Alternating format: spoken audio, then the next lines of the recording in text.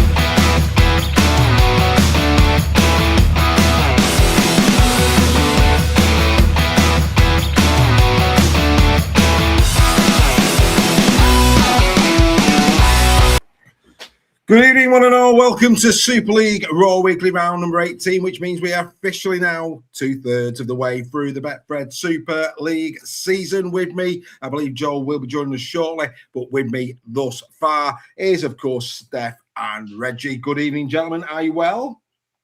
All good. Very well, sir. Thank you very much. Fantastic stuff. Plenty to get through, as always, this evening. So let's not dilly-dally, as they say. Let's say a quick couple of hellos. Callum, good to see you in the chat. Mark Hill, always a pleasure. Hopefully he's having one of those pies that he enjoys so much, Mr. Hill. Up the train says 24/7 Young.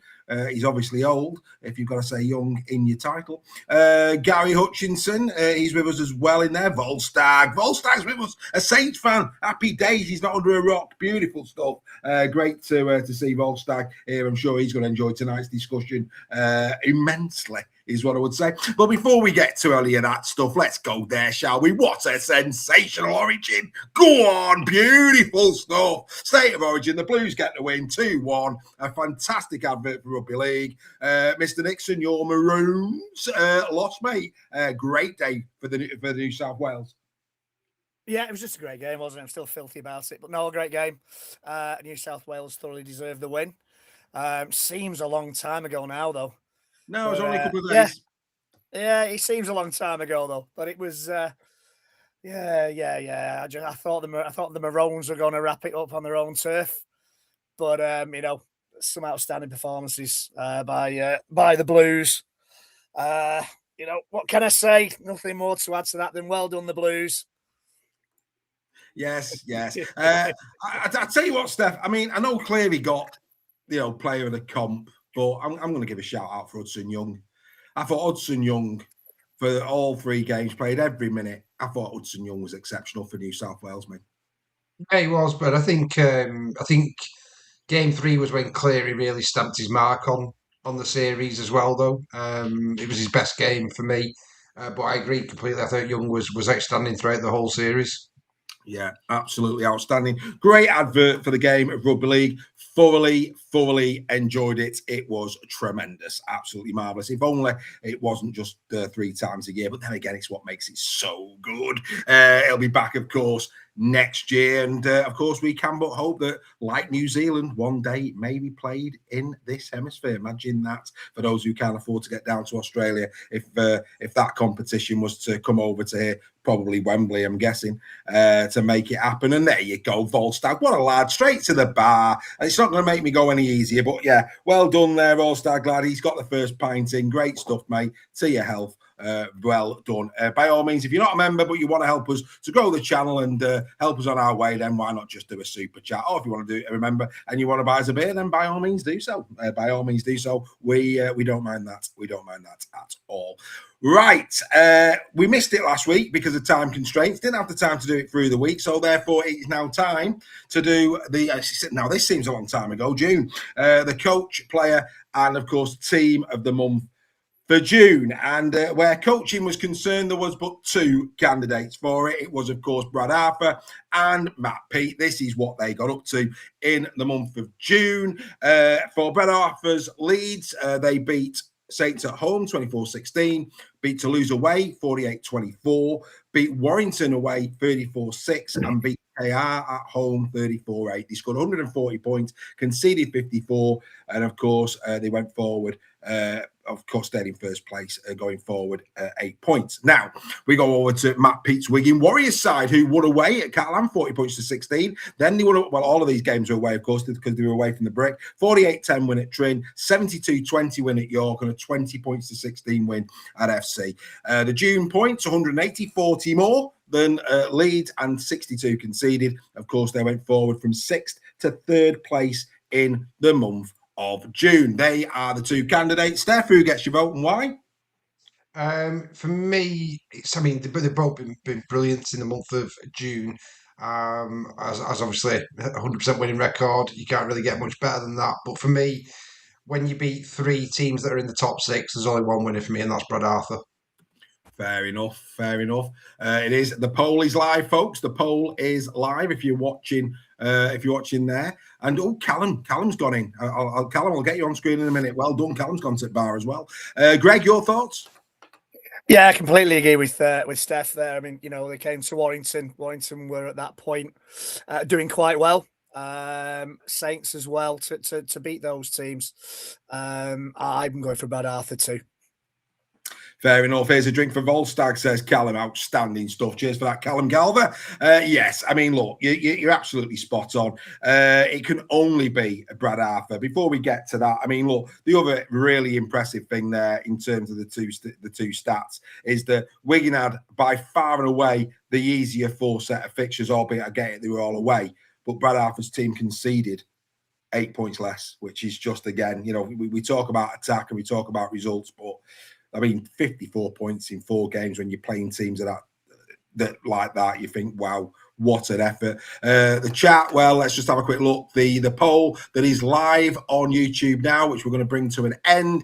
Brad Arthur, 68% of you said Brad, rightly so. I don't know who the others are, but probably, we probably know, don't we? Anyway, Brad Arthur is, of course, the coach of the month for June. Well done to Brad Arthur. A perfect 4 from 4. And, of course, this wasn't in the month of June, but just to highlight the great standards that Leeds currently have. They're the highest try scorers in Super League. They have the best defence in Super League. They've got the most tackle bust in Super League. They've got the most meters in Super League. They've got the most clean breaks in Super League. They've offloaded the ball more in Super League. I mean, come on, Brad, give everybody else a chance, son. What is going on? Unbelievable stuff. That's how well the Leeds Rhinos are currently playing. Brad Arthur, absolutely deserving of coach of the month. Now it's time to announce for the first time, of course, the June team of the month. Here it comes. Take a look at you and me. Team of the Month is sponsored by David Presley as Elvis. If you want your wedding all shook up, contact David Presley today. It is now time to announce our Team of the Month for June. And at fullback is Jay Field of the Wigan Warriors. 4 tries, 4 try assists, 21 tackle busts, 3 clean breaks, 52 carries for 555 metres. He was in 1 Team of the Week. On the wing is Leeds Rhinos maker Sevo. 8 tries, 13 tackle busts, 9 clean breaks, 3 offloads, 52 carries for 335 metres. He scored in every round.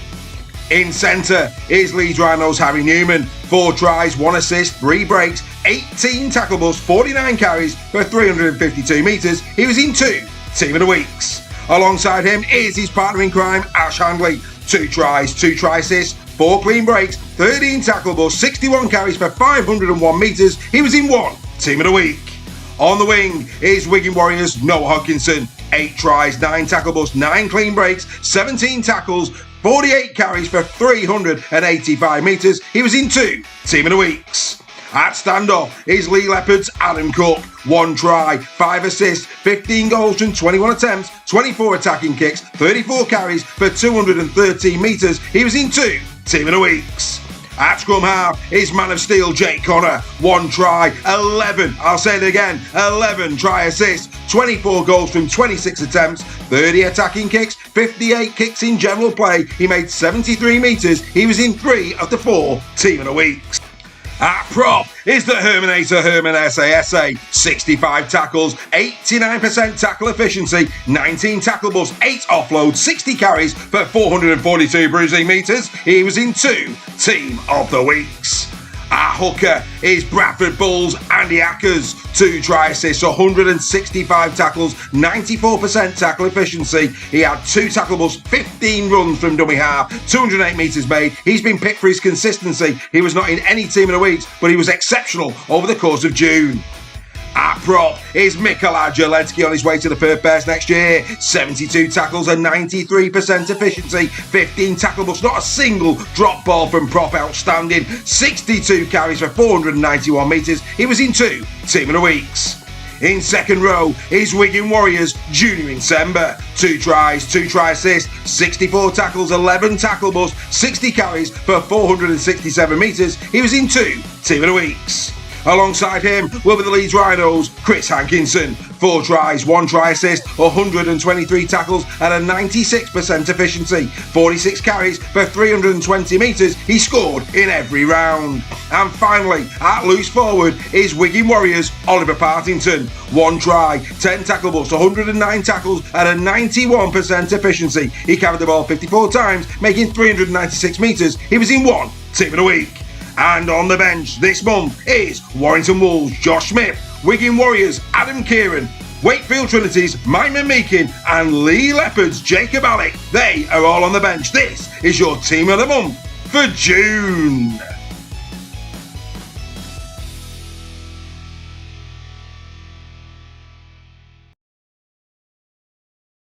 I've got to have a little chuckle at myself there. You know, you put something like that together and all that you're going to get in the comments is, that's Brad O'Neill.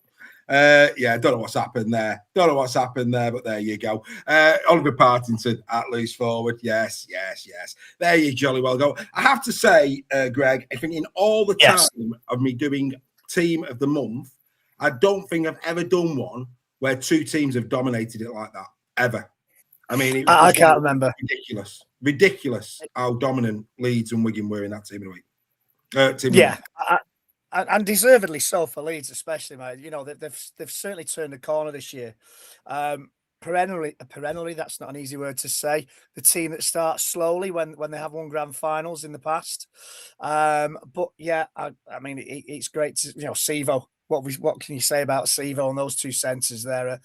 Are just they've clicked. You know, Brodie Croft is playing well as well. But and again, Nsemba, I think he had by his standards quite a quiet year last year. But it's great to see it, and Hankinson as well flies under the radar a lot because there's so many big names in that Leeds side. But I'm glad to see Chris Hankinson in there. He's done really, really well in the second row for Leeds. Yeah, Richard Nicholas in the chat basically saying it's a joke of a team, too many Wigan and Leeds.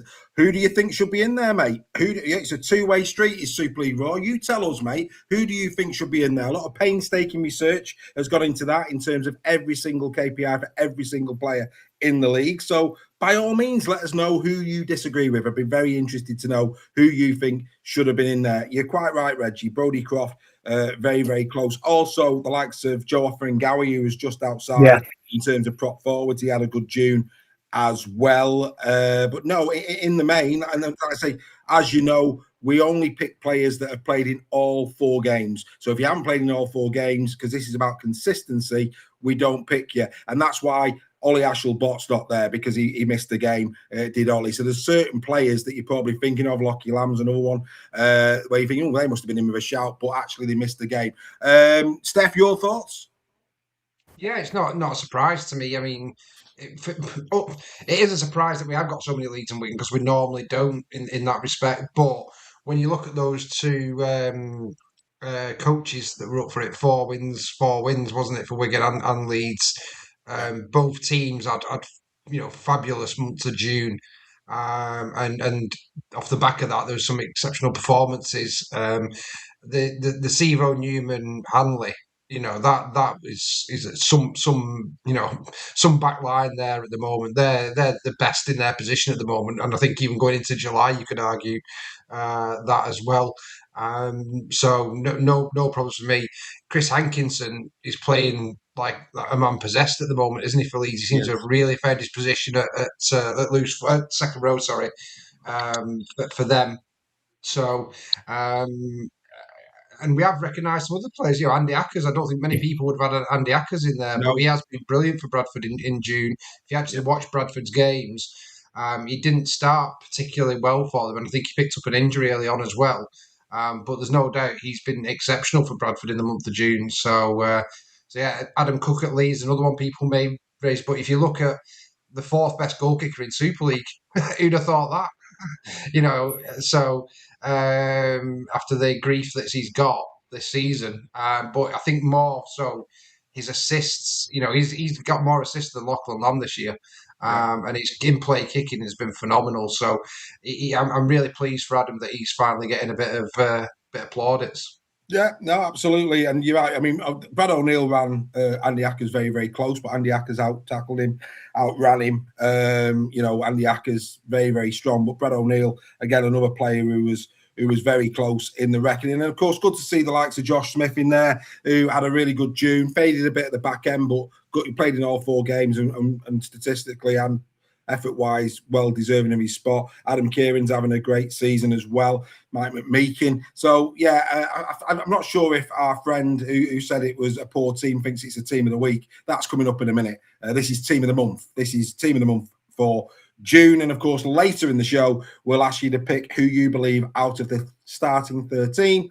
should be the player of the month. But we'll do that a little bit later. Joel is with us. But before we get to Joel, he's arrived just at the right time. Let's get straight into it. Here we go. Banging or hanging? Yes, banging or hanging. Let's get into it. And great timing, Joel, because, of course, tonight it has been announced Ken Davy steps down as chair of Huddersfield Giants. Who better to talk to us briefly about this? Your thoughts on Ken going into the background? Of course, he's still going to be investing in the club, etc., but not doing as much day to day. Your thoughts, Joel? Yeah, I think it's going to be, having some time to reflect on it, it's going to be a good move.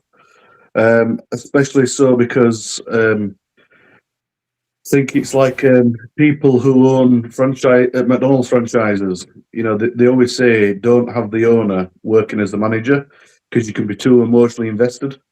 You can end up getting your friends involved and so on and so forth. I know it's not the exact same thing, but the principle's the same. I think it's you have an owner who owns the club and maybe have somebody to run it. And the club definitely needs to go in a different direction. I think with everything that's going on in the background, with the multi-millions that's getting pumped into the club, the new training facilities that's going to be, one of the best that's out there apparently, so we've been told. And the fact that we've got so many players off contract at the end of the season, I think it's just the timing is a bit perfect, really. And it's sad that Ken isn't going to be as forefront with the club, but if he thinks that that's the right direction to go in, I'm going to back it 100% because whatever's happening right now isn't working, and if that means that we're then going to have somebody else who's at the helm. I know it's Ralph Rimmer right now who's taking immediate charge. Whether that stays the case for a long time or not, will be remain to be seen. But I know that there is some changes within the hierarchy that's going to be happening and announced pretty soon. So yeah, it'll be exciting. It's exciting for anybody who's a Huddersfield Giants fan, I believe. But for everything that Ken has done as being the chairman of the club, we are so grateful of. When he took over the club in '96, that was the year I got into rugby league and got into being a Huddersfield Giants fan. So it's bittersweet, but it's something that needs to be done. And I'm sure that with his business acumen, he knows what is a good decision and what's not. And I think this is probably a good one in hindsight. Yeah, I mean, my thoughts on Ken, and I've said this off air to you a few times, I think he deserves a bit of a retirement with his family, quite frankly. I mean, Absolutely. For that's he absolutely deserves that in his life without any question. Steph, I'll bring you in on this. My concern here is this, and I said this to Joel earlier, but I'll get your view on it. Is this the first step of Ken backing out completely? Well, that's not what his statement says, is it? His statement says he remains invested, and I'm sure as long as he's with us, that will remain the case. I would be surprised, given the amount he has invested, if that didn't continue, because I'm sure his family's got the passion for it that he has as well. But I think it could be a great opportunity for maybe an NRL club to come in. We've seen it with London Broncos. I'm sure Ken would probably give it away to an NRL club if it was for the right deal and for the right people and the right investment coming in. Because at the end of the day, I think that's all Ken's bothered about is the history and longevity of Huddersfield Giants. So it may open more doors without Ken there as not a barrier. That's probably the wrong word, but you know what I mean. He doesn't need to get money out of Huddersfield Giants, so that is a really positive thing. The right person could come in and acquire that club for probably nothing if they've got the right intentions and the right, money to go with it and back it up. Yeah, absolutely. All I know, Greg, is if and when this new stadium gets built, a part of those building plans should be a statue of Ken Davy. Oh yeah, and a stand named after us as well, was a thought. Definitely. He's been Mr. Huddersfield Giants for 30 years. Listening to especially Joel, who's been invested in the club, it's a huge momentous occasion for me, for the Giants, is this, and one that no matter who comes in or who takes over, they have to take advantage of, and they have to grow from here now. And they have to bring somebody in, if that's Ralph Rimmer or somebody else, if it's an NRL club. They have to bring somebody else in who can drive those plans forward, that really cement Huddersfield Giants' future. They're a great name in the game. They're a historical name in the game. They now need to put plans together moving forward where they stay that way, for me. Yeah, absolutely. We wish Ken all the very best. Hopefully, like I say, he gets some proper time with his family and people can start to do their jobs, Joel, that they're paid to do at the Giants. That'd be a nice thing, wouldn't it? Right, let's move on from the Giants. Let's move to this. And, of course, this is the current bottom half of the league table. Where am I going with this? Well, look, let's take a look at who those bottom sides are playing this weekend. And we'll come back to this later in the show. But, of course, Huddersfield play Wigan. FC, they're playing Leigh. And Castleford are playing Leeds. Now, I would expect all three of them to go the way of the teams that are higher in the table. I think I'd be very surprised if they didn't. Which basically means that Bradford, York, and Toulouse, and, of course, Toulouse and York play each other. Toulouse could actually go ahead of Catalans this weekend, unbelievably. Will all sit above those historical, established Super League clubs. Now, I think, Joel, this is creating a bit of a headache for the Rugby Football League and for some journalists out there, because every time all of these three teams start to look like they're getting near the bottom, we haven't, they're not competitive enough, we haven't got enough player pool, etc. Well, hang on. The three teams at the bottom of that league are established Super League clubs. These other three are above them. Now, that for me is going to create a big headache, because in the next month we're expecting 1, a TV deal. 2, perhaps some NRL investment. And 3, some sort of decision as to what next year looks like. And we're being told it's 14 teams. And at this moment in time, how can it possibly be that Toulouse, York or Bradford would not be in Super League next year? Well, I think you've hit the nail on the head in the sense of the headache it's going to create in the media, because it's not the narrative, is it, Dave, that's been portrayed for so long. It's almost like it's scandalous that anybody near the bottom of the table could possibly rise. But, you know, what better appetite could there be for rugby league than seeing what Toulouse have been doing? You know, I thought they were going to be right at the bottom of the table.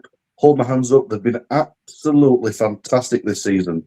And the fact that they took St Helens the way they did, and they've look how high up the table they're climbing.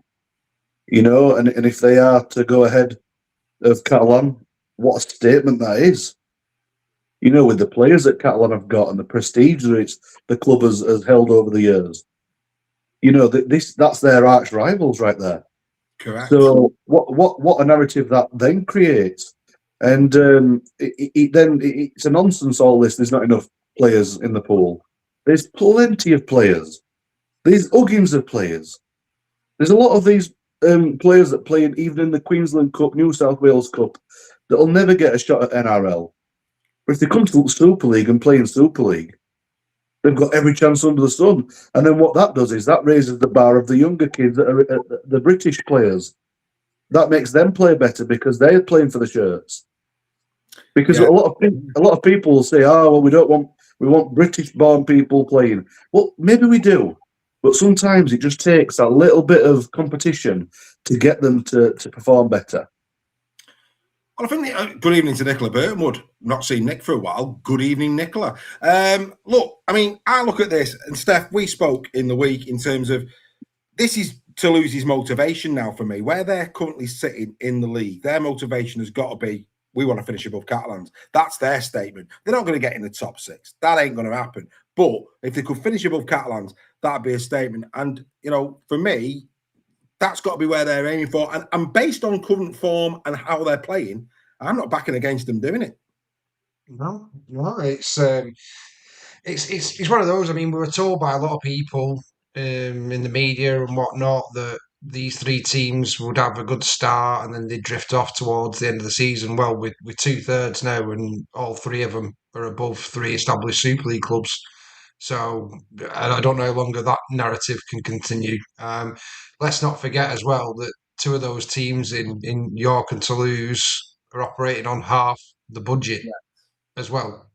So that makes that achievement even more astonishing, because there's not many clubs that could survive, let alone have competitive sides on half the playing budget. You then throw into the mix that they only found out a month before or 6 weeks before they were coming into the league. So the drag ends of the signings that they could make as well. Again, makes it even more phenomenal to see what these 3 teams have done. So you're right, it is going to be a conundrum for the RFL. As far as I'm concerned, it's IMG still in place. They're the rules that they were signed up to at the beginning of the season, so I can't say they could change that for the top 12. But obviously the final 2 places are on invite at the moment, so there's a get out for the RFL there. But at the moment, that's all FC and the Giants, isn't it, at the bottom of Super League? So whether that puts them down into the 13th and 14th position, probably doubtful.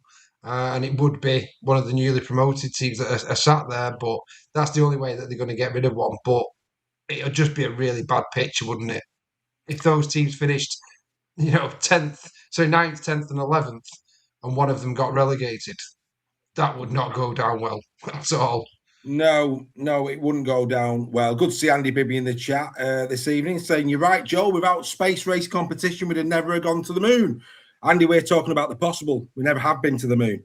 I mean, if you look to that last space mission where we could only go round the moon and how many times it nearly got called off and all the current technology we've got, and yet they went up in a washing machine with a computer as big as, I don't know, Buckingham Palace. And not only did they do it once, they did it another 6 times.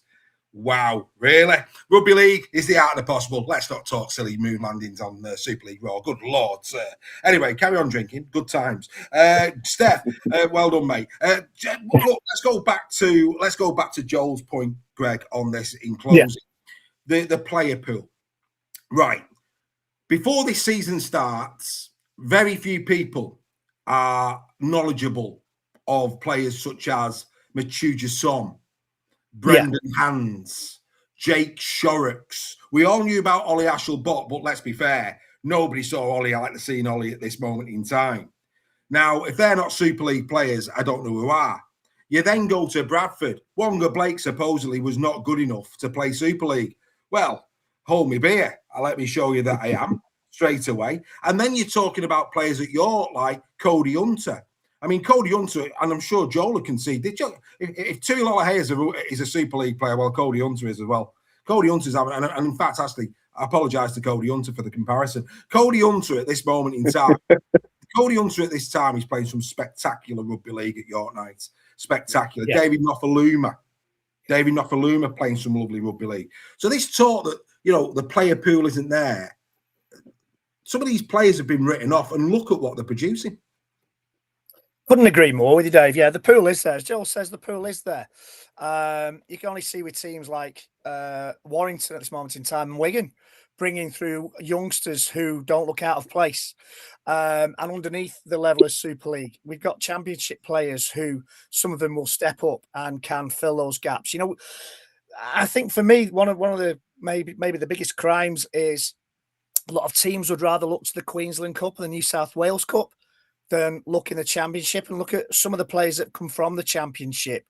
Big Alex Walmsley, players like that would love to be given a chance. So, for me, we've talked about the media as well. I call it a legacy media as far as rugby league is concerned, in that they're a little bit stuck in the past. Their attitudes to the women's game, their attitudes to new things coming in, they should embrace it. Why shouldn't Toulouse? Why shouldn't York? Why shouldn't Bradford be higher than some of the teams that have been in the Super League for years? For me, it's we cried in the 80s and 90s when Wigan dominated everything. We brought a salary cap in to even it out, to make it a more competitive league. And now we've got a more competitive league just because the so-called less glamorous teams are doing better than the so-called glamorous teams.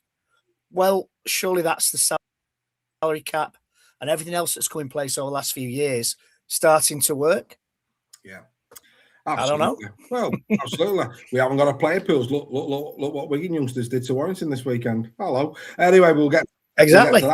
Exactly. Yeah, like I say, well, I mean, look, it's right and appropriate that we give the flowers to Toulouse, Bradford and to York. It really is, because for me, they're not letting themselves down. Are they going to have weeks where they lose? Of course they are. But so are Castleford, so are Hull FC, so are Huddersfield. I'm sorry, but, you can't. This narrative around these three clubs that they've had nothing to this competition, well, I disagree. I think actually for where they currently are on their journey, they have been exceptional this season. Give them another winter. Give them the guarantee now that they're in Super League. Let them invest. Let them get the teams ready for next year. And what could they produce next year? We've got to start actually getting behind them, not putting them down. Really, that's why it'd be great to increase the amount of teams next year, because it showcases what players there are there in the league, and that's not necessarily to say piece. Go on, Joe. Carry on, mate. Carry on, Joe. And I'm not saying that's necessarily like save us as a club. If we went down and then say like a Halifax or any of the teams, or like your Oldhams, whatever, the teams that have brought in some good players and done some pretty good stuff over the years. It's a shame about Featherstone. They could have possibly done something. Money's aside. They clearly were competitive in the Championship for a long, long time. Look what Midlands Hurricanes are doing. They were in League One and they're smashing it in the Championship. They're doing really, really well. Yeah, absolutely. There's a salary cap in the NRL. They're doing pretty well. Salary cap is also there to make sure that it's a vibrant competition. That's what a salary cap is there for. By all accounts, Andy wasn't talking about moon landings. Steph, where are Lee in the league? Out of curiosity. 6th. Yeah, you're not supposed to be there. Anyway, we move on just for giggles, just for a little bit of a laugh. Nothing more, nothing less. We love him, really. Right, speaking of playing talent, hanging and banging, of course, we'd all agree. I'm in the camp of the 3 promoted teams thus far, 18 rounds in, have been a credit to the communities, a credit to the competition, a credit to the sport, and I think it's banging. Boys, does anyone want to go hanging on the 3 promoted teams? Mm-mm. We are. I do want to make one point though, just on the player pool and stuff like that. The only way we're going to get more players is by allowing teams more than one go in Super League 1 year, because they need to build their academies up, just like Leah doing at the moment with their elite academy. That's not going to bear fruit for another 5-6 years. Till we're even close to doing what Warrington Wigan are doing. Toulouse, obviously, they need to get theirs in place. Bradford have already got one, and they're producing players anyway, Bradford. But for York and Toulouse specifically, they need the time to develop those academies, be given elite academies, and then we will see player pool increasing as well. Completely agree. And of course, other teams, the ability to poach other people's academies, but that's some story. Anyway, but moving swiftly on, just tongue in cheek, just having a giggle. Let's get a sense of humour back in rugby league. Come on, smile. It's all friendly banter on a Tuesday night. Speaking of which, Greg, a young man that you know well, didn't see a lot of him, but he was there at Warrington a couple of years ago, Alfie Johnson, being courted by Castleford Tigers for 2027. He scored 8 tries in 10 appearances for Halifax. Very coveted. A few teams in Super League sniffing around Alfie. I think there's a player in Alfie Johnson, very athletic, got a bit of pace about him. He's a big lad on the wing. You know what? Ralawa, Alfie Johnson. I know which one I'd be picking. Where are you, mate? Banging and hanging for Casford there. Yeah. I think it's absolutely banging for lad. Like you say, he's a big lad. He's athletic, very quick. I think that'll be banging for both parties. Definitely fabulous. Sticking on Castleford, we know you like Castleford, Joel. It's pretty much now definitely been announced that Weaver, Assey, and Ravalawa are on their bikes at the end of the season. I would say that's banging for Castleford. I think they need a better standard of player. Yourself? Yeah, absolutely. They've been doing some really great stuff. When the season started, I was a bit worried for them because, just when they had a few losses and the manner that they lost. But the biggest thing which I thought was incredible was Ryan Carr's attitude. He said if players want to play like championship players, that's where they can play. Yeah. And that he's not giving up on anything. And so it's clear that nothing that Ryan Carr's done was wrong. He's been getting it really right, and I'm sure all the Castleford fans are absolutely buzzing, and rightly so. So they should be. Yeah. So for them players to go out, I'm sure that Ryan's got some names in mind, and Alfie's obviously one of them. I think I think Ryan Carr's going to be very interesting when Ryan Carr gets his team. I think it's going to be very interesting to see what a Ryan Carr team. He himself, very impressive thus far for me as a coach. Says it as it is. I like that. I like a bit of honesty. Some would say he's too honest, but do you know what? If he's going to get rid of half of him, then he can afford to be honest. And he needs them 3 years as well. What's that, mate? He needs them 3 years as well. Oh, all day. Most coaches need 3 years. Good evening, Saints fans. Anyway, we move on. We'll come back to that later. Just a bit of fun. Volstag's laughing his head off. Volstag's a good lad. He knows a bit of banter when he hears it. Fantastic stuff. Let's stay on hanging and banging a little bit longer before we bring Ollie in, Steph, for a little bit of a break. Hull FC, a man that you know well, Ethan O'Neill, now signed permanently till 2028. I was surprised when he went to Leeds, personally. You weren't. I think it's fair to say. And now, in the blink of an eye, he's gone to FC. And I don't know what to make of this. Is this another problem for FC? Is this a good thing for FC? I don't know. What's your take? You're closer to that than me. Yeah, well, Ethan Lee was a great player. Did really, really well for us, and was an unknown as well, obviously, apart from being the son of Jules, obviously. I thought it was I didn't think Leeds was the right club for him. I think it was too big a club for Ethan, whereas Lee was probably about right in terms of giving him the opportunities. I don't think he's really had that at Leeds, and whether that's attitude or whatever. You know, some coaches just don't like players; they don't fit into the way they want to play the game, etc. I think Ethan's done pretty well since going to FC. They've obviously seen something in him that they like to offer him the deal, which is great for him. And I think the good thing for FC is he's not an injury-prone player. He's still young, and he's got a decent game on him. So I think this is a banging signing for FC. I think at worst, he's a very good squad player. But I think he could be a bit like Chris Hankinson for Leeds in their team. I think he could really fit in well there and give some much needed enthusiasm. Yeah, absolutely. New poll on the YouTube chat. If you're watching on YouTube, get involved in the poll right now. And I'm going to be asking Greg the question. Josh Charlie, Greg, if you were the Lee Leopards, would you be signing him for an extra year based on his current form? I think I would. Yeah. So that's a yes for me. I think so. He's still got something to offer, I think. You caught me off guard there a little bit, Dave. Right. But yeah, I think I would. I think he's got a lot to offer. I think he'll be hungry to, stay at nearabouts the top of that try scoring chart for another season. So yeah, I think I would definitely give him another year. Fantastic.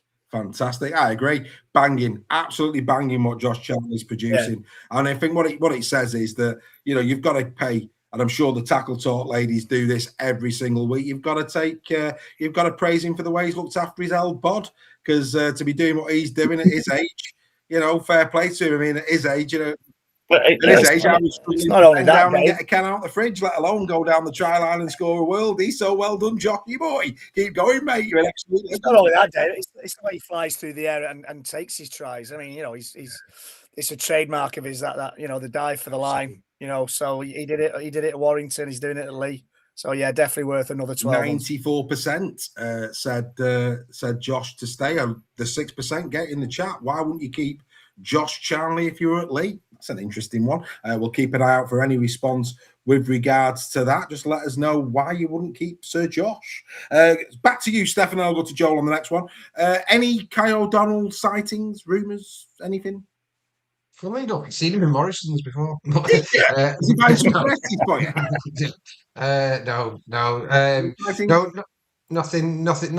confirmed yet. All we know is, and this will definitely, he'll end up at Bradford now or something like that. But the reports from Kai himself is he'd only come back to Lee if he was coming to Super League. I think his agent's trying to get him an NRL deal outside of the Cowboys. So I think Lee is his backup plan, which we're quite happy with. And it'd be great to have Kai back. I think Lee would like him this season, though. I think that's the one where it could swing and where he could end up at another Super League club, because as much as Lee would want him back, they're working within signing. They've got to do the business. They've got to get things done. I think Lee really wanted to bolster the squad with Lazarus and him this year. So we'll watch this space, and that's where he could end up at another Super League club. But all Lee fans want him back, and it'd be great if we could get him back. Go on then, Joel. Didn't he say he wanted to play with his brother? You're having a flip. You can only but hope, can't you? Yeah, his brother's coming, Lee, as well. Exactly. Yeah, that's more likely. Yeah.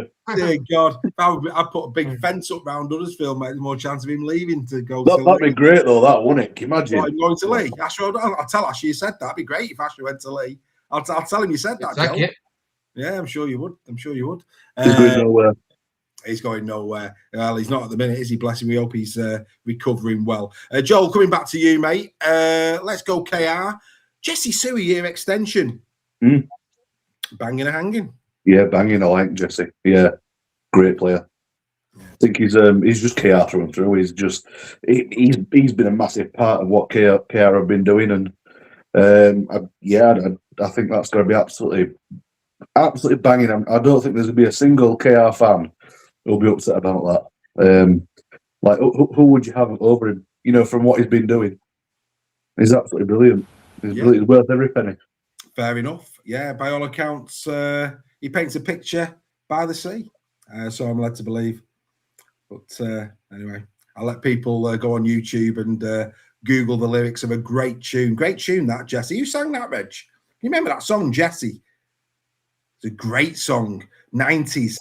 It's John Cougar Could Mellencamp. be. Hey, I'm telling you, folks, if you've never heard the song Jesse paint a picture about how it's going to be, I'll tell you, go and have a listen. Not I now. know what you Yeah. mean. I know Good what you mean. tune, good tune, belting tune, cracking tune. Well worth a listen. Well worth a listen. I tell you who else is well worth a listen. See what I did there? Here's Harold. What Would Oliver Say is proudly sponsored by South Coast Lane Carpets. From shag pile to vinyl, nylon to wool, you are guaranteed to find the right fit for your home. Contact them today and tell them Oliver sent you.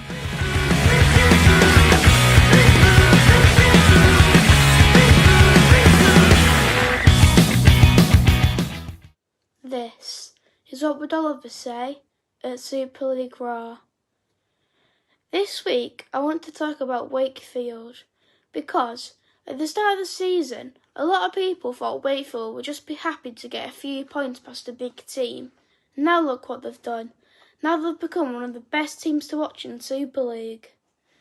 But the biggest thing for me is that they haven't just been winning games, they're moving the ball with great confidence and creating real issues for the opposition's defence. Just look at the weekend against the champions. They didn't concede a try and they were by far the better team. I think that Darryl Powell deserves a huge amount of credit for this though. He's gone and built a team that works hard for each other and are like genuine grand final contenders.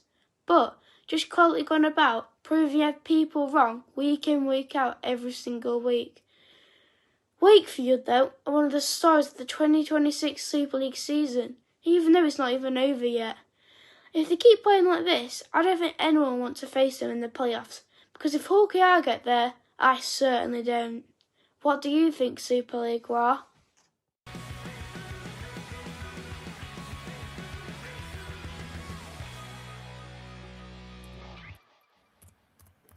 So what do we think Super League Raw, as Joel and I don't know where Joel and Steph are. There's Steph. Wakefield Trinity. Well, I'll tell you what, let me kick off on this, if I may. If only adults behave like Arol. What I love about, for people who are listening on the podcast, Ole is a big Robins fan. And what he's just done there, after a crushing blow at the weekend, he's given flowers to the opposition. Without any talk of refereeing decisions, magpies in the sky, ladders being walked under. None of that. Just pure Wakefield playing well. All legend. Absolute legend. What an incredible summary there from all. So I'm going to go to Steph first. And there's a reason I'm going to go to Steph, because Steph all season has been saying, and he'll agree, that he wanted to see Wakefield doing better against the big sides. They've done the double over the champions. That's what they've done. So at what point, Steph, can we say they are genuine contenders? Yes, I think we can now. I think I challenge them to do it. And let's not forget they also beat Leeds in the Challenge Cup as well.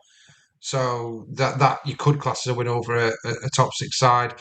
For me, they are an exceptionally good side, and they're now starting to prove that they have got the potential to go quite well in the playoffs and maybe even get to a grand final if they play like they have been. Who would bet against them? I think what they've got going for them, I think they've got weaknesses. I do think they've got weaknesses, and specifically in the halves. I don't think the halves are good enough to win a grand final. And that's my only concern for them. As good as the halves are, they're playing really well. I think to win a grand final, you've got to have exceptional halfbacks, and I think they've got good halfbacks, not exceptional halfbacks. Wakefield's biggest plus for me is their bench. They've got a really, really exceptional pack, and the bench, what they bring on, is probably better than the starters. So that's where I think they can really get on top of teams, and you've got to deal with that straight away. But in terms of the challenge I put out to them, I think they've answered that 100%, and they are definitely one of the teams to beat now in the Super League competition. Yes, I'd have to agree with that. I would. I'd have to agree. I think, especially the bench element. Stevie Rudd straight in the chat there. Trinity to win the comp. You just never know, Rudd. You just never ever know. Thanks very much indeed for the base there. Joel, more good news for Wakey. Mangana, 5-year deal though. I mean, that was mouthwater. I mean, eye-watering, should I say. I was like, what, 5 years?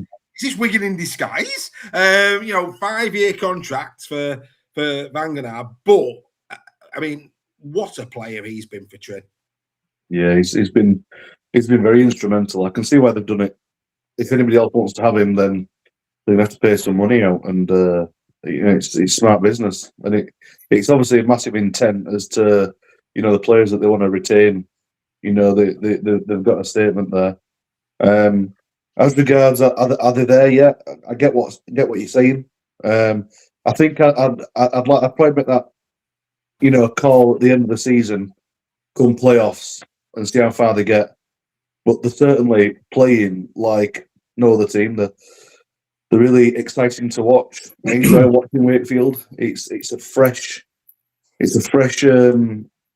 like a brand new team, because of what they've done really well. Wakefield is any players that have gone out, they've recruited better, and I think coming into next year with the signings they've got, and I'm sure I've heard there's some more to come. It's just to be a Trinity fan is just excellent. What I do hope though is what they don't do is thinking too much of themselves now. They need to remember where they've come from. Just remember that before you get too high up there, because we've seen it with other fans, and there becomes an expectation. Just enjoy what's happening and enjoy the run, because long may it continue for you, but just enjoy the run. What I'd say here, Reggie, where Wakefield are concerned, is I genuinely enjoy watching them play rugby. Mm. Yeah, Steph has talked about the halfbacks, but they are maybe not a Field French Smith combination or whatever, but they certainly know how to control a game and get the ball out. They've got wingers and they've got speed outside Wakefield. But what impresses me about them is that they've got good players who can step in when there's injuries. Lachlan Walls at this moment in time is doing really well. They've got Josh Rourke who can come in and has been doing really well. Fiatili is just immense. Those two tries. He changed the game when he came on against KR. He's one of those players that has gone right under the radar as a signing, and yet is, I think, one of the most important players in Super League for the position he plays and for what he does when he comes on, the impact he makes. For me, I think this might be a season too soon for Wakefield. Will certainly do quite well in the playoffs. I think the grand final may well, and this is no offence to any Wakefield fans, I think the grand final may be a step too far. Next season, maybe, or the season after, is when they could very well, a bit like Hull KR. There's a saying, isn't there? You got to get to lose a final to win a final, or if you, Warrington's case, get to 4 finals, not win any of them.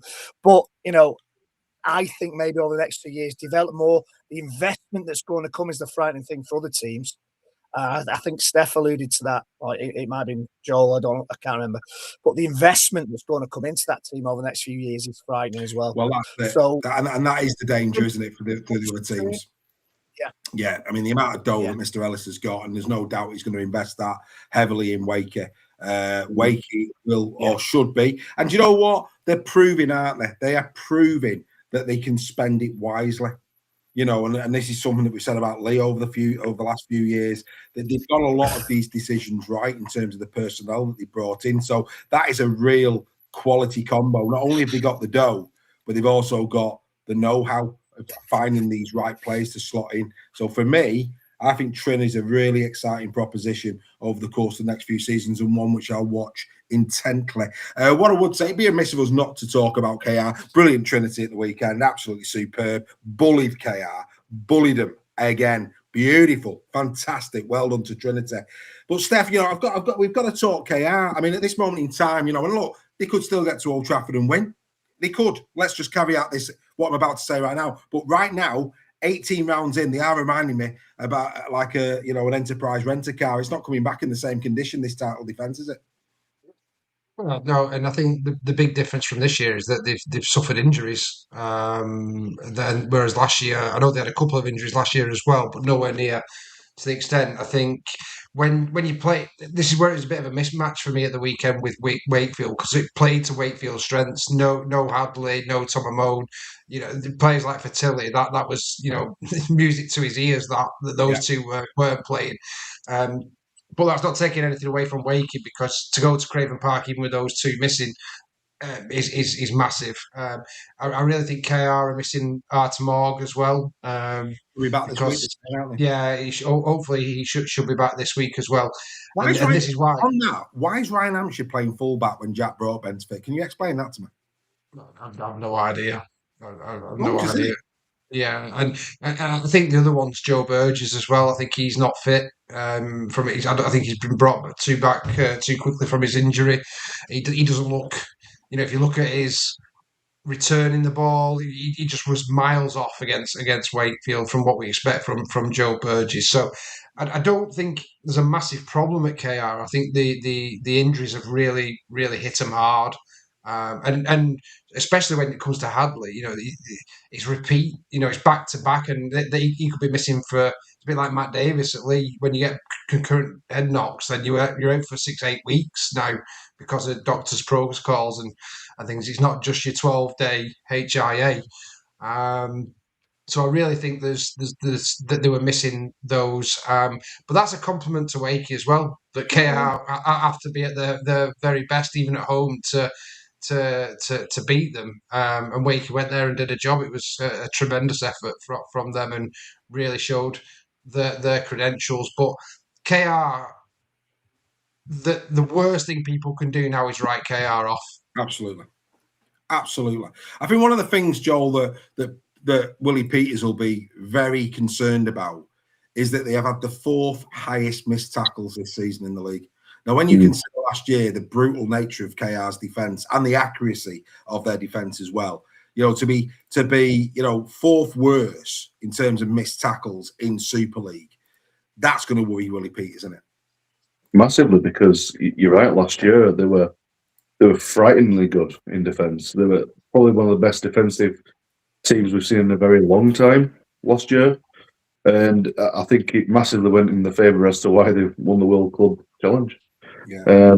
Nothing could get past them. If you scored a try past them, it was like winning the game. So I don't know what they've sacrificed though for that, because not a great deal has changed, and their attack has got marginally better. Have they been working on their attack a little bit more? Different shapes? I don't know. Is that down to Willie? Is there a bit of, not complacency, but is there a bit of distraction with the job over in Oz? Well, Papua New Guinea, PNG. There could be a myriad of reasons, but to go from being the best all the way down to, at the bottom of the table in that sense, it is very worrying, because Willie won't want to hand the club over in a worse position than he left it. Absolutely not. And when I say worse position, I don't mean in the table or trophies. I'm just talking about, just how they perform as a club. Yeah, absolutely. And I think, we saw it a bit. I know that you've been a bit busy, Greg, but this weekend we saw a little bit of a tiff between Minchella and Mikey Lewis during the game, where, Minchella chastised Lewis openly, publicly, in terms of, that also suggests that, the players are feeling it, because, you don't normally see that. And, from a team that just purred through 2025, and it did, it looks a grind at the minute. And, it's going to be, this isn't, KR fans, I think Joel said it a minute ago, phenomenally did the quadruple and enjoy that, absolutely enjoy that, and rightly so. But, the ability to go again is another thing. And if you want to build a dynasty that we've seen built at Leeds before now, Wigan before now, Saints before now, this is a really interesting period of time for KR, isn't it? It is, and let's not forget they've won the World Club Championship. They got to Wembley. You know, they were beaten by a very, very, very good Wigan performance on the day. So has that been such a disastrous season when you look at it like that? Yes, they're not playing well. Yes, they've got injuries. Yes, they've not hit the heights that they did last season. And they kind of, you know, the experiences of the season before when Wigan won everything, and Trin kind of, as you say, Dave, they did purr through everything last season. It seemed effortless that you know that they won everything available to them. And it's often the case in sport, in a lot of sports, where a team that does really well the season after, suddenly that hype and that pressure affects the players, especially those players that haven't been in that position before. And, you know, Hull KR had never been in the position where they'd won multiple trophies, like some of the Wigan guys had, who'd won doubles, etc., previously to the quadruple that they won. So don't write them off. Steph says, don't write Hull KR off. They've got injuries. We've still got, you know, a fair chunk of this season left. We've got the playoffs. If they can hit those playoffs with their players coming back and they start hitting the straps, they're still going to be a threat. And I think a lot of other teams would have loved to have been in a World Club Championship, a World Club final, and a Challenge Cup final. You know, so what do we judge them on? That's the thing. By last year's standards, no, they're not very good.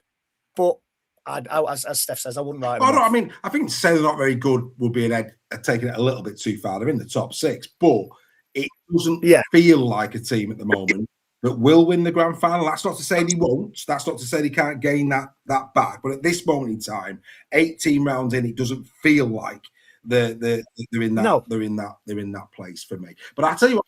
No, but look at Leeds. Look at the Leeds teams past when they scraped into fifth and won the grand final from fifth. It's all about the timing with the playoffs. You know, we've said maybe it's a year too far for Wakefield, but if they hit the straps in those playoffs, why not? Same for any team in the kind of the 6 7. They can hit the straps at the right time. They win 3 games. They're grand final winners. Well, unless you're Steve Rudge and you think you're winning it now. I mean, I have to say, Rudgy, at the moment, you're not seeing that. Rudgy, mate, you're delving into Judson territory here, mate. You really are. I mean, steady on, mate. You've won nothing at all. And some of these comments, mate, it's like, wow, really? I can't see the chat. Yeah, well, not a bad thing. The good thing about Super League, though, and the way it works.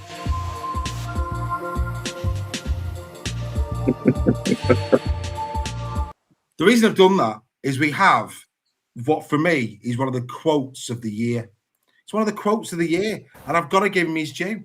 A little jingle for him. We've never done a jingle before. This is a jingle for Mr. PDF Joinery, 15-19.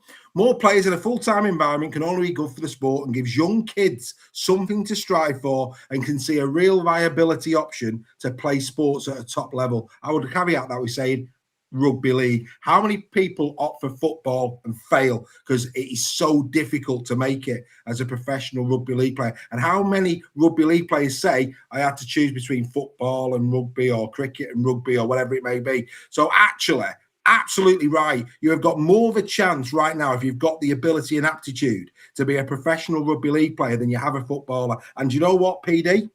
You are my hero this evening. Mr. Rudge, that's how you do a comment, Chief. 100%. That's how you get on screen, lad. Oh, that's what it's all about. Great stuff. Well played. But no, like I say, nobody's writing KR off, and everybody is enjoying Wakey. No doubt about that whatsoever. Right, let's throw another one in there. Where are we up to? Who did I go to last? It was you, Reggie, wasn't it? So it's back to Steph. Steph, good question. This: should Warrington have signed James Bentley? Machine. He's a penalty machine. Yeah. Well, I talked before about, I said about Ethan O'Neill. I think he'll fit in well in the whole FC environment. It did quite work for. I didn't feel as him as a player that fitted right for him. Bentley's a good player. on his day. You know, he's aggressive. He's a bit like the enforcer of your team and stuff. I don't think Warrington needed that type of player. He's a liability at times. He goes over that borderline of aggressiveness.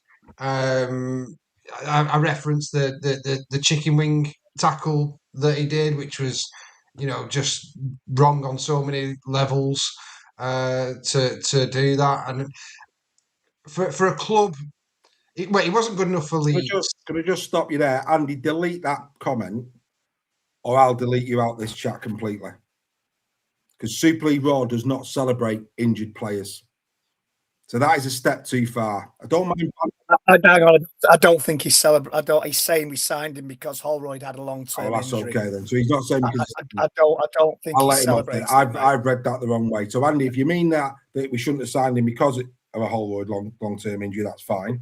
But if you're saying yes because he's injured a player, is what I would say. No. I think he's saying we signed him. There's new things every week. Greg's come in and defended Andy Bibby. You'd have thought that. Anyway, moving swiftly. I'll carry on then, Steph. I think Reggie's right in that. I don't think he was saying intentionally to injure a player. Right. Holroyd got along to him. It's about Adam Holroyd. Right, okay. Yes. Fair enough. Carry on. My apologies, Andy. Carry on. Yeah, I think. Yeah, but Andy, get rid of that last word on that comment, please, mate. No need for that. It's because. Okay. Carry on. Sorry, Steph. That's proper throw me off. I think the point I was going to make was that if you look at Leeds and why they got rid of players like that, Warrington should be trying to do what Leeds are doing this season, with their development. And I think it was a step backwards in Warrington's signing to get Bentley. I think Bentley would have been more suited to a club like Bradford or York to give them that experience. Because they need more penalties and all. No, but from one thing, they need an enforcer. Is what from and you'll take a few penalties if you are that kind of team to have the experience. Because Bentley's a good player and he's got great experience. He's been in some big dressing rooms, so that's where a club coming into Super League, even a Toulouse, could have benefited from him. I just think, with what we've known over the history with Warrington and culture issues and whether that's true or not, I think it's quite well documented there's been culture problems at Warrington. I think bringing someone who's known for being a bit of a disruptor in a changing room it was a bad move for me for Warrington. Fair play. So you're going hanging on that. Adam Bold in the chat. I wonder if Bentley, if his off-field problems have reoccurred, if they had, his contract would have been null and voided. I'll just put that there now. So that's certainly not that's not because his contract would have been null and voided had that been the case. So there you go. Right, okay. Let's move on, Joel, to York. They're after retaining Balmforth. If I'm Deneve Balmforth, I do not want to go back to Hull FC. They've shown no faith in this lad at all. So for me, if I'm Deneve, I'd probably want to be, well, as long as York were in Super League, I want to be with York. What's your thoughts? Well, look at Logan Moy. You can go to one club, not be in favour, not even play so well. Go to another club and you will beater.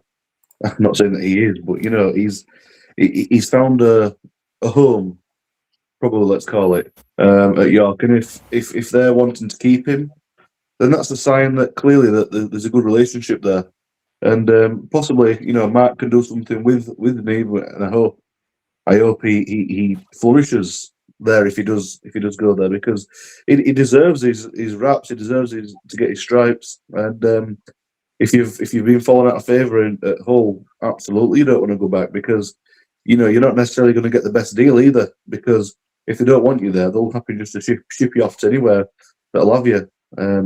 Whereas really, if a club like York want him, then good on him. Gary Bowe saying Balmforth was Hull FC's best player last Thursday. He scored a try for York, didn't It's got to try for you. I'm not quite sure on that one. Are you sure on that one? Where's he going with that one? I'm unsure with that one. I think he did a couple of errors, but I know he scored a try in a close game. That try was absolutely critical. By all accounts, James Bentley didn't get a penalty. Didn't concede a penalty last year for Leeds. God, he's made up for that this year, hasn't he? Anyway, that's by the way. That's by the by. I don't think he played a game. That's rubbish. That, by the way. James Bentley 100% he conceded it. I'll go out on a limb here, right? If that's wrong, then I'll do a forfeit, Andy. Right. If Bentley didn't concede one penalty for Leeds last year, I will do a forfeit. No, do you know what? You will do a forfeit because he didn't concede a penalty for Leeds last year. He conceded 12. He didn't play. He conceded 12. Oh, there you go then. And I knew that was finger on the pulse, he conceded 12. Anyway, that's by the by. Let's carry on. We've got more chat to get through this evening, ladies and gentlemen. But yes, I mean, James Bentley, it's an interesting one for me. And I'll tell you, just to close this conversation off, Greg, I was saying, in a separate conversation this week, James Bentley, I mean, for example, what happened at the weekend, if that's not James Bentley, he probably didn't get a yellow. There was a penalty that happened before that. If that's another player, it's probably not a penalty. And that's the danger with James Bentley, is that he will get penalties that other players won't get because and I'll concede that. He will get them because he's James Bentley. And that's his own fault because of the reputation that he's gained himself in the game. But I thought both penalties, certainly the first one, the second was probably, just like, because so many had happened, in a short space of time. But I thought the first one was very harsh. Looking back on that game, I agree. And I said, I didn't see it at the time because I was otherwise occupied, but I've seen it since. And if that's another player, it's not a yellow card. It simply isn't a yellow card. People are trying to justify it by saying it was an accumulation of 6 ruck infringements. Well, there was an opportunity for that ref to pull a yellow card at any point during that part of the game. So, I think his reputation does go before him.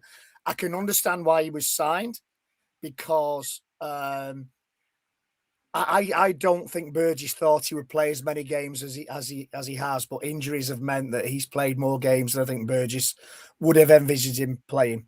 So it's a tough one. I like his attitude. He always gives 100%, but he'd be a great player if he could get rid of that tendency to just do the stupid things in the game that gets him penalised, that gets him sent off. Are you laughing at me? No, mate. Do you know like when people start to dig holes and they just keep digging holes? Yeah, there's I was digging one there. We have the best interpretation of Alan Titmarsh in the chat tonight because last week 2 reds or a yellow.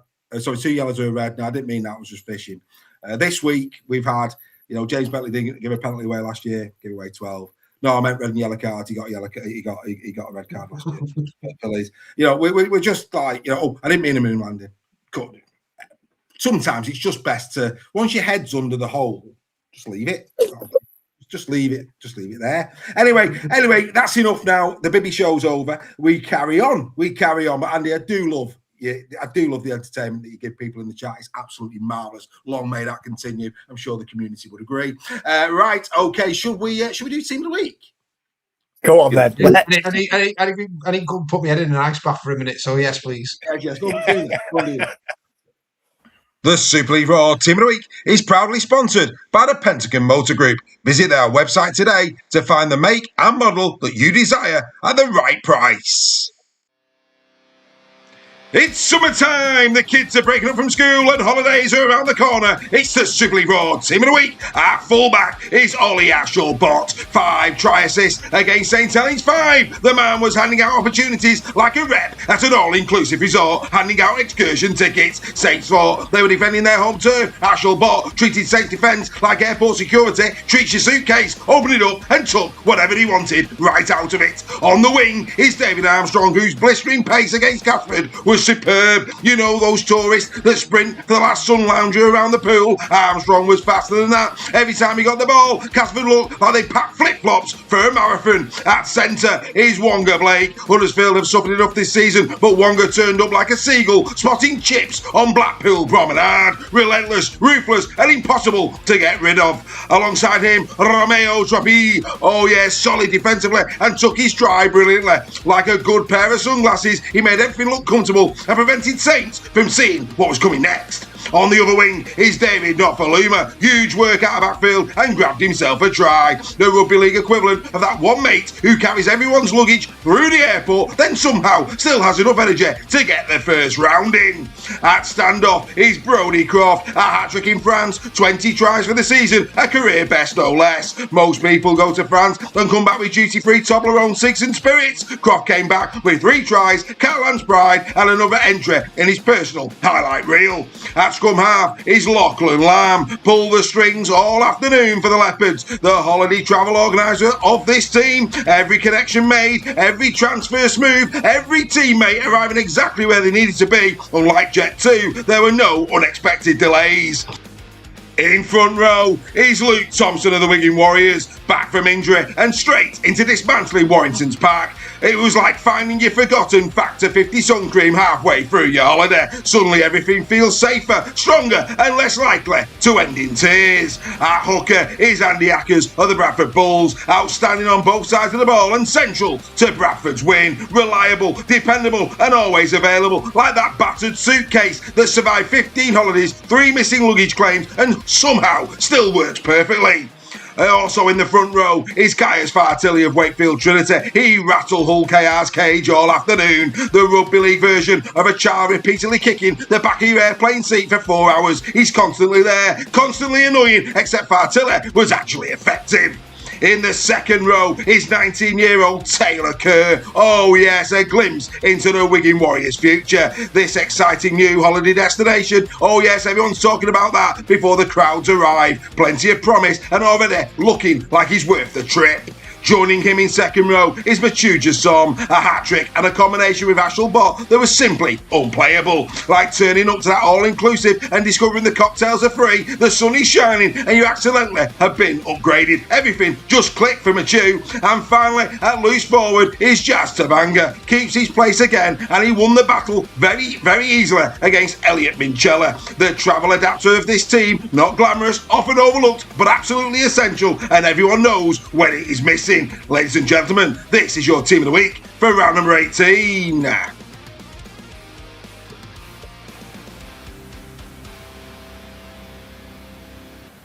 So there it is, the team of the week. And unlike the team of the month, which is not, of course, done on, it's a one-off game. Lots of shirts there. Lots of shirts there. Joel, what do you make of the team of the week?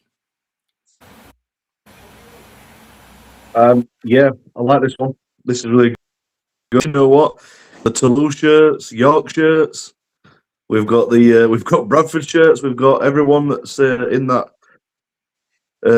bottom 3 as people have got the newcomers. It's great. And David Nofaloma, you know, people that knew Nof from when he played in the NRL, clearly he hasn't lost it. He is a great player and he's been fantastic for York. Yeah, agreed. I've been very impressed with Nof, I have to say. Good lad as well. Met him a few times. Lovely fella. Outstanding. Reggie, team, I have to say, mate, back to form with that one. Enjoyed that one. Yeah, it was a good one that day. Made me giggle. She saw him as like a fine wine. He's just getting better and better. Good to see David Armstrong in there. Had his injury problems, but that first try that Lee scored was superb from Armstrong. Brodie Croft was showed a turn of pace.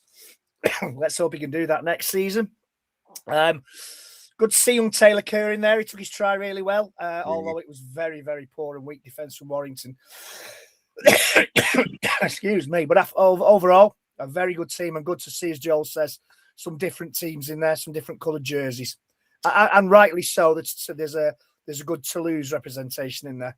Yeah, I mean, Steph, Toulouse. I mean, we're going to come to this in a minute. Of course, it'd be wrong of us not to have a little chat over the week that was and what happened at Saints. But But yeah, I mean, for me, again, we were saying a moment ago, weren't we, about player pool.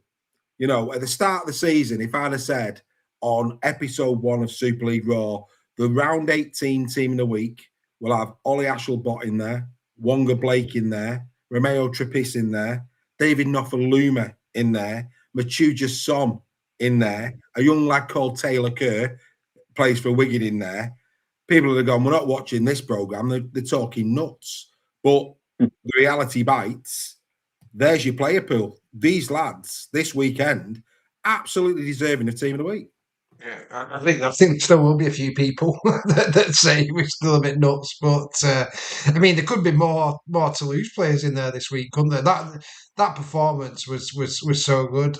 Just some for Toulouse, one of the most underrated players in Super League for me.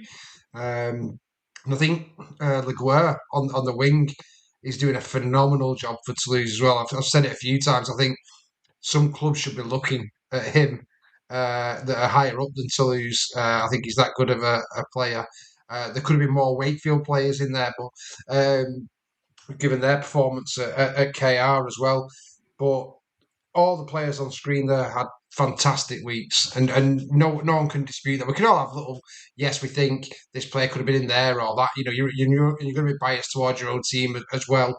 But when you watch every single game, you've got to give these players the credit, and they've done really well for the teams that they've played for and played against as well. Absolutely. Incredible. And what we tend to find, and this is what I mean, just going back to the comment earlier in terms of the team in a month, you do tend to find on team in a month that those. So, for example, if you look at Wigan this weekend against Warrington, collectively it was a brilliant game, a brilliant performance collectively by Wigan. But when you identify individual positions, other teams and other players from around the league play better in their position that week. Whereas when you get to team of the month, that's when it starts to iron itself out because that's where the cream starts to rise a little bit because it's not a one-off performance, it's a consistent performance. And that's why we saw in team of the month perhaps a lot of Leeds players who won all four, a lot of Wigan players who won all four and less of the other teams. But in this week's team of the week, we've seen a spread. And I think that's the reason why. Even in the team of the month, Dave, we don't normally get that. That was quite an exception to get such heavily weighted Leeds and Wigan teams in it. But the whole point of Super League Raw is to celebrate every team that's played well and every player that's played well. Not just the ones that play for the big clubs or the most impressive teams at that moment in time. But like I say, I think everyone would say that Wakefield was up there, but I think everyone would agree that Toulouse's performance at Saints, as bad as Saints played, was the performance of the round, and they only had 3 players in there. Team of the week. I mean, if we're going to pick a team of the week, it's Toulouse all day. I mean, Wigan fans might have something to say about that, but Toulouse all day. I mean, that was just incredible. To go to Saints and do that was amazing, and that's where we're going next. But before we do, it'd be remiss of me not to do a little bit of plugging. If you haven't seen Turn Out the Lights, the round is over. What you're missing? Some beauty. If you like Team of the Week, you'll love that. Loads of great one-liners, good little summary of the round that was, a little bit of tongue-in-cheek stuff. If you haven't discovered that, go onto our YouTube channel and find Turn Out the Lights. The round is over. You will absolutely love it. I showed it to some non-rugby league people yesterday, and they loved it to the point that even though they don't watch rugby league, they're going to watch that every week because they found it very, very entertaining. We've also, of course, got the Final Hooter podcast. We've also got the Tackle Talk podcast. Listen to both of those today. Absolutely superb listen on the way to work tomorrow and the day after. So make sure you catch that. Ladies Tackle Talk and the Final Hooter podcast. Well worth a listen on your way to work or on your way home from work. If you love your rugby league, listen to their comments. Really good debates, really good balanced critique. Well worth a listen. Right, let's get into this to end the show. We've left it till the end. There's been a lot of commentary around this. So we've already, should they stay or should they go? And for the purposes of the podcast, we've actually got on screen 3 coaches: Sam Burgess, Paul Rowley, and John Cartwright. So we'll blast off, I think, the easier debate or the quick answer straight away. John Cartwright. Has John Cartwright thus far warranted a 2-year contract extension at Catalan? Steph, yes or no? You're on mute. I think it's too early to tell. I can't decide on Cartwright because By all accounts, he's signing it this week. say again. By all accounts, he's signing it this week. Well, what you would say is what he did at Hull FC didn't deserve to be sacked for. I think all you can judge Cartwright on at Catalan at the moment is what they're seeing from him as a potential leader of that club. And he needs to be judged on players he brings in, in the off season for next year. So I think he does deserve a 2-year contract, and we all know he's a good coach, so he should do well at Catalan. Joel, have we seen an improvement in performance at Catalan that would justify a 2-year extension?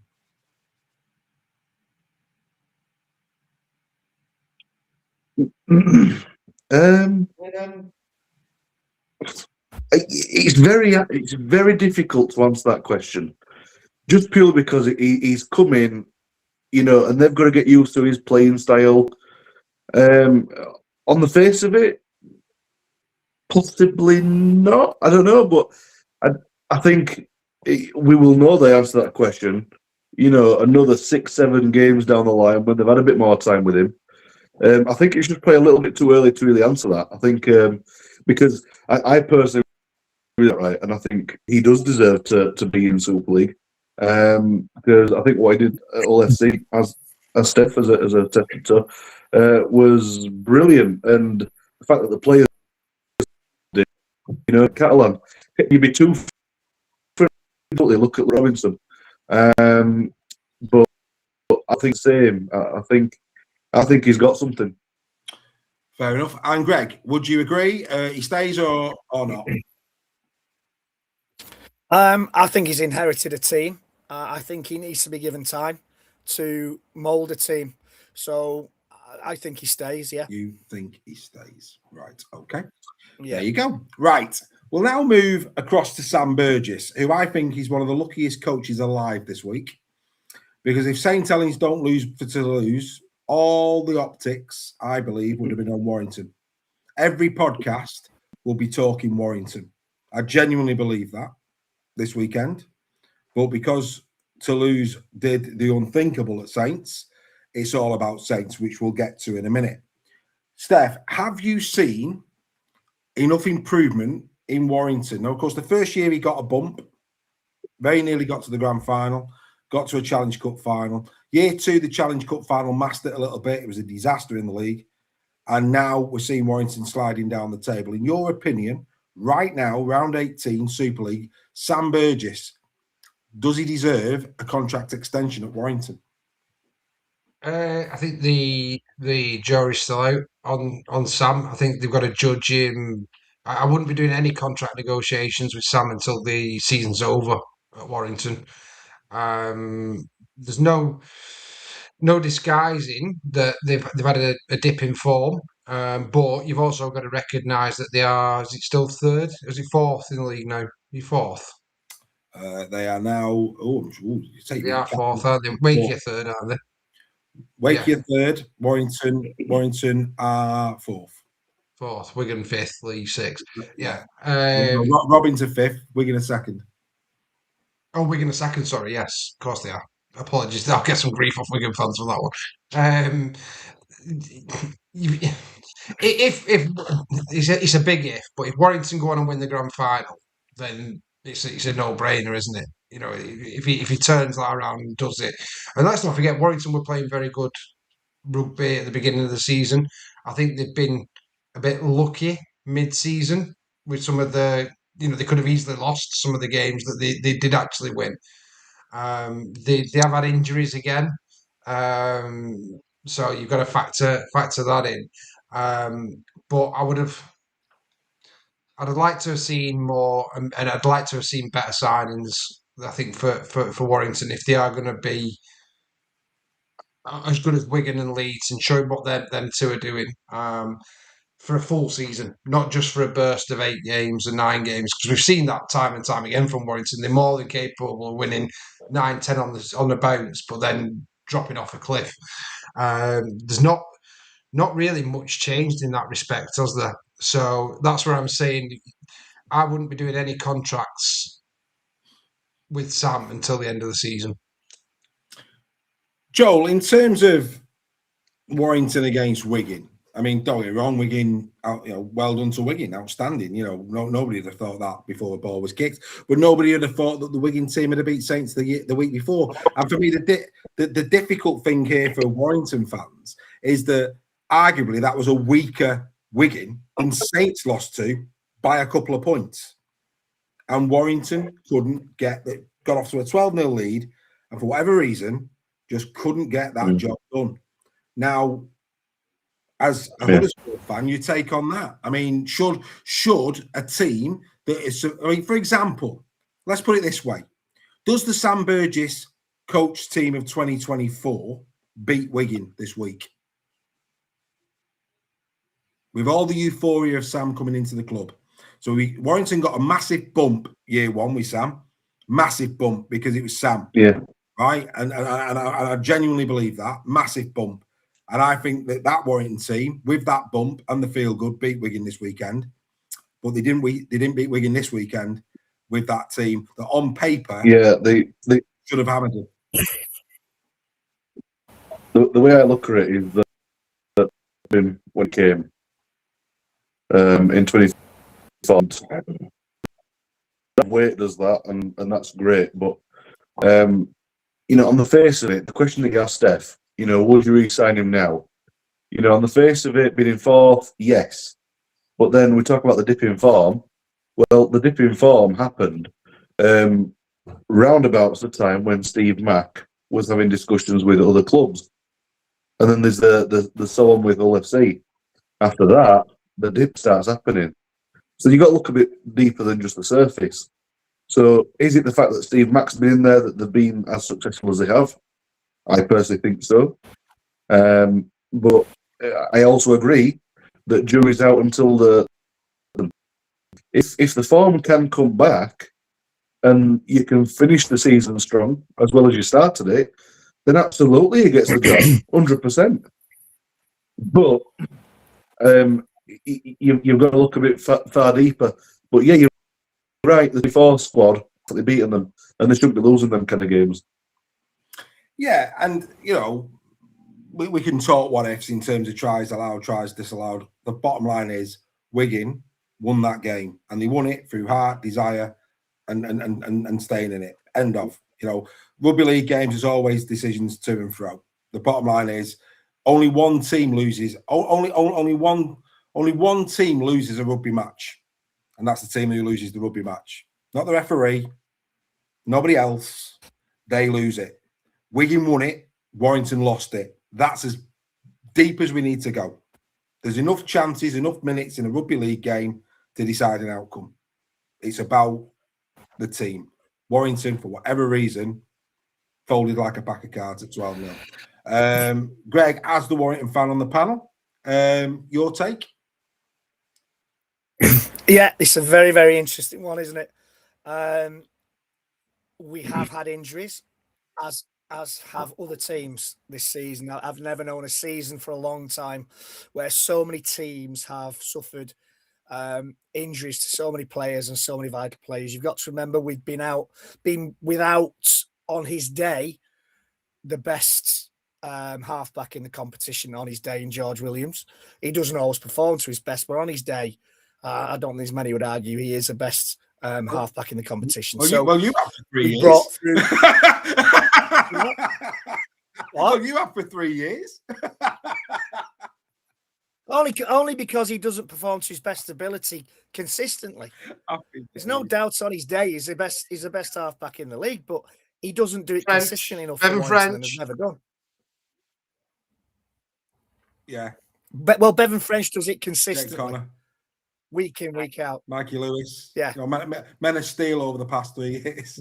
Lock and Lamb. Yeah. But, I'd throw Lockie in, but I would. I'd throw Lockie in. I would. Yeah.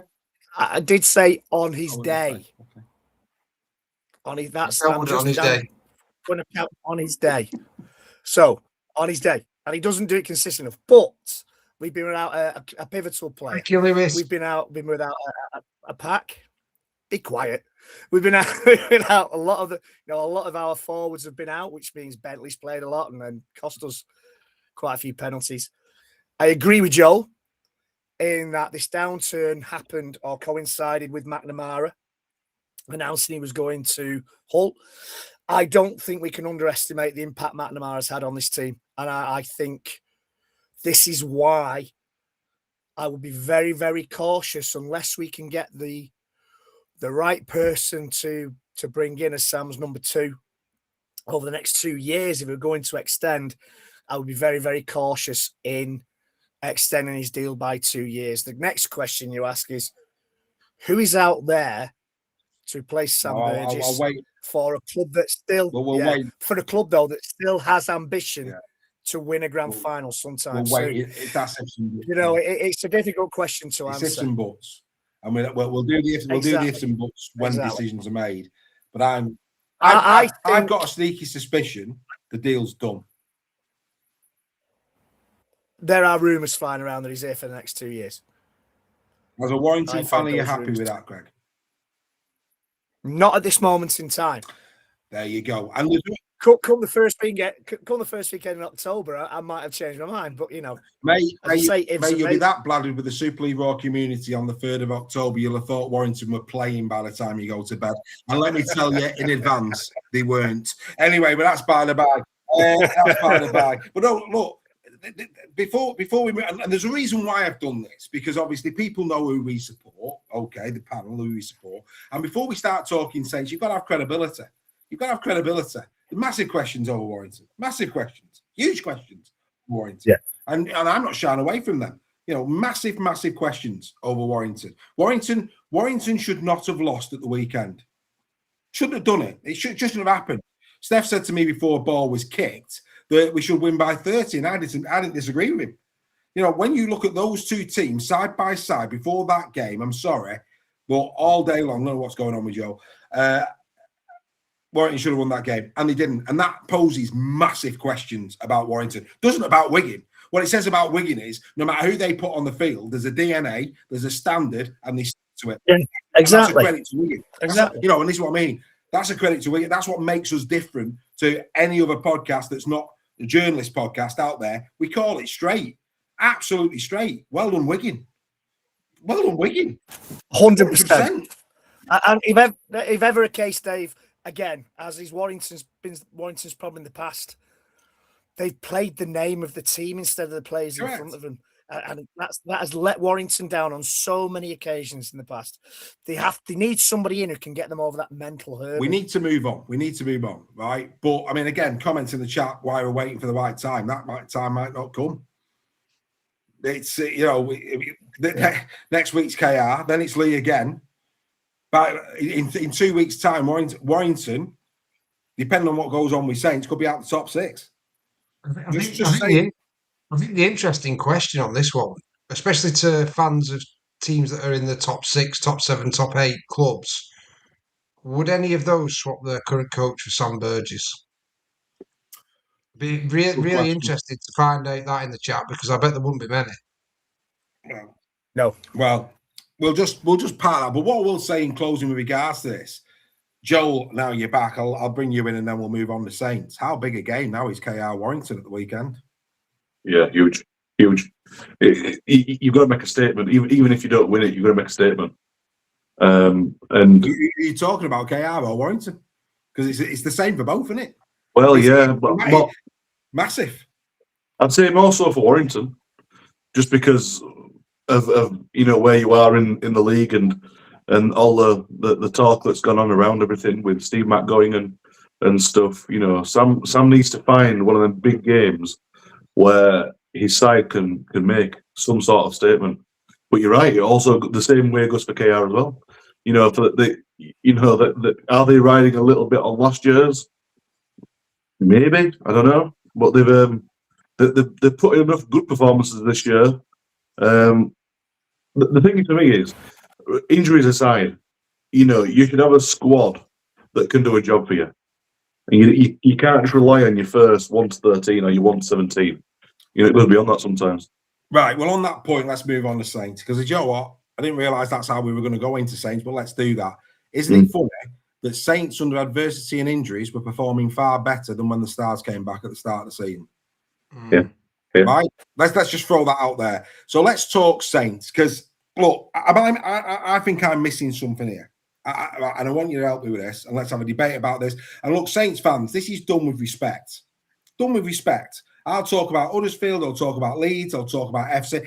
I'm just talking high level, looking over it as a rugby league fan. I do not get what is going on at the moment at St Helens. And let me explain why I'm saying this.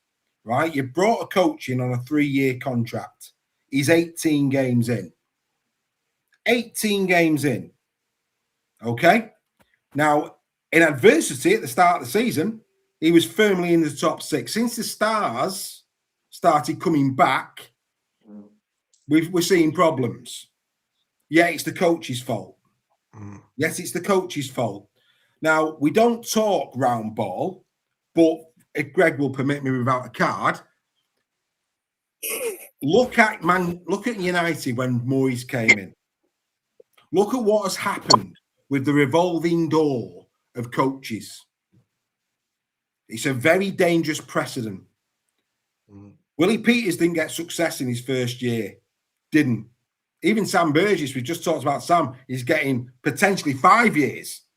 5 years, potentially. Yeah? You look at, Adrian Lamb. Won nothing since 2024. Won nothing. 2023, sorry. Won nothing since 2023, the Challenge Cup. Nothing. But you've not heard of anything of, he's under pressure, because things take time. Things take time. And I don't get it. And then, you've got the likes of, Kyle Amor on back 10. Well, Paul Wellens was my mate, and, it doesn't look so bad now. Well, it was as bad then, because the same players that let Paul Wellens down are letting Paul Rowley down. Talk factually. That's the reality. The same players that let Paul Wellens down are letting Paul Rowley down. That's the facts, whether you like it or whether you don't like it. Then you've got Matt Shaw on his podcast. There's a dressing room divide, Salford and... Well, hang on a minute. Half of the Salford players that are in the squad were brought in by Paul Wellens. They weren't brought in by Paul Rowley. And Nene McDonald was your best player at Magic Weekend, may I add. Jackson Hastings isn't the problem. And Joe Shorrocks, bless his cotton socks, he's trying to fill the boots of somebody he can't fill the boots of in Morgan Knowles. It's a wrong comparison. Shouldn't even be playing. In the starting. And then you've got Ved VTV. These players that are playing for us, they're deserving of the squad number shirts, 23, 24. Yes, I know, but the rest are injured, lads. The rest are injured. That's why they're playing. It's like, what's going on? I don't get what is going on. And then you've got Scully coming out. They're not good enough. This person's not good enough. That person's not good enough. For me, it's almost like a siege mentality. And I'm just going to say it straight. Our mate got sacked. And the incumbent, we're going to get sacked. Well, do you not think on that, Dave? I find it very interesting. Around the Percival contract going to Huddersfield thing. And I don't know, obviously, we don't know what goes on behind closed doors, or we don't know whether Paul wanted to keep Percival or not. But obviously, Percival would have been mates with your Amors, and it just seems to me that there's this surge going against Rowley at the moment, and obviously performances are a part of that as well. And those legends of St Helens and those players who've been to grand finals with St Helens are quite rightly upset with what they're seeing on the field at the moment. But you're right. I think it's the senior players that are letting them down a bit. It's not the younger lads. But what people have also got to remember is Paul has inherited a lot of aging players at St Helens as well. But that was the problem when Wellens had him. It was the team was just getting older.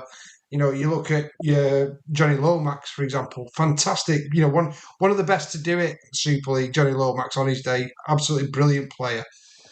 But coming to the end of his quick career, and he can't do it, the way he used to do, and that's totally understandable. But that's another player that Paul's inherited, and not part of the problem, because that's wrong to say about Lomax and a great player, but it is kind of the overall issue with that club at the moment is they've got a lot of legacy there. They've got a lot of older players, and they gradually go in. You know, Roby retired and at the right time, but for me, Saints needs a complete and utter clear out. You know, they've got and for any coach to have any chance there, they've got to get rid of a lot of the old way of doing it, because it's very hard for Paul to stamp his way of doing things in a club with the history of St Helens and the success of St Helens, with players there that have always done it a certain way. So if he wants to bring in a different culture or a different way of doing things, then he's going to be challenged, isn't it? And then if you've got a lot of outside influence that are still talking to players there, and you know the culture can soon go, can't it? It can soon turn nasty. And that, I wouldn't be saying that apart from that result stunk of attitude from St Helens, not ability. It was attitude, and it was like some of those players didn't want to play for Paul at the weekend. And on that point, Joel, I think this is a massive test now for the board of St Helens, a huge test, because they have sanctioned whatever Paul's vision was in that interview. They've sanctioned it. They're not blind, as Steph said. It's an aging squad. It's an aging squad. Paul would have said, as every other person who was interviewed for the job would have said, this is how I foresee, this is what I foresee for the next however years, this is how I plan doing it. Yeah, simple as that. You go back to the Leeds golden generation. How long have Leeds been in the wilderness since the golden generation? Because the golden generation left and they had to rebuild. Look at Wigan. You know, for those Wigan fans who've got short memories, remember the season where you nearly got relegated in the salary? Oh, sorry, I can't talk about that. But you know what I mean? But all of these top teams that have won trophies and have had legacies, they have had a serious dip at the back end of that. This is Saints' dip. And it's about now regalvanizing and coming back through. And I agree with Steph, is that, you know, and there's been a lot of people that have said this, when you see professional players of that stature, I mean, we're not talking Castleford Tigers at Warrington, with the greatest respect to Castleford, they are not the same calibre of players of what Saints have got. They're not. 1 to 17, they're not.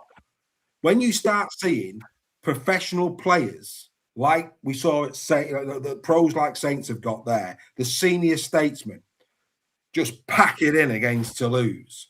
As a board, and it's been shown at United, I'm going to go back to United, Paul Pogba, all of that kind of. Once you start backing players that have got the wrong attitude, every coach that comes next is going to have the same problem.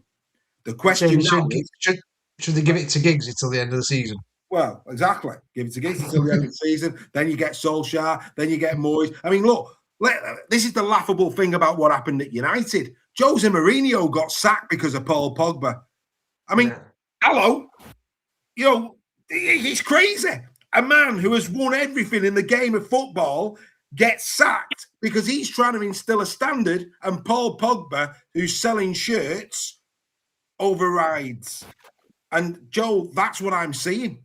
I'm seeing player power when, quite frankly, if you're going to do that, if I'm a Saints fan, and I would, I'm sorry, if I was a Saints fan at this moment in time, I'd be more livid about the effort the players, because regardless of coach, you're wearing my shirt, you're representing my town, and you've packed it in.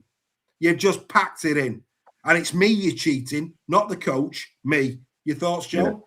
Yeah. The word poison chalice has been thrown around a lot. And I think the head coach of that job at Saints is one, purely down to the fact that you've got so many outside influencers that are that influencers, be it fans, media, friends of the club, and you know, you look at Wellens, he was a legend of the club, right? And then you had people saying, Wellens out, Wellens out. You know, we talk about giving people time and energy. These older players, you can't just get rid of them sometimes. unless you've got a ton of money that you're just happy to get rid of, to buy players out of the contracts. Sometimes you've got to play the game a little bit, and the board's got to back you.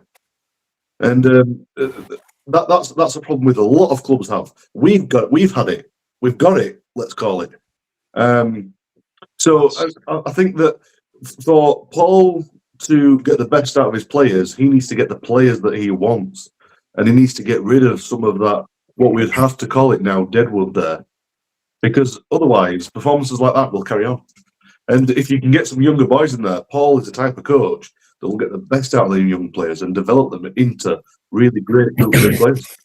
Yeah, I mean, Greg, there's 2 comments in the chat that I want you to respond to now, because these have come in, okay?